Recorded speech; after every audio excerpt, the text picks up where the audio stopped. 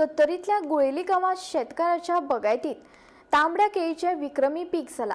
शेतकार यशवंतराव देसाई हाच्या बागेत पिकिल्ल्या केळीच्या गडाचे सुमार 25 किलो वजन असा।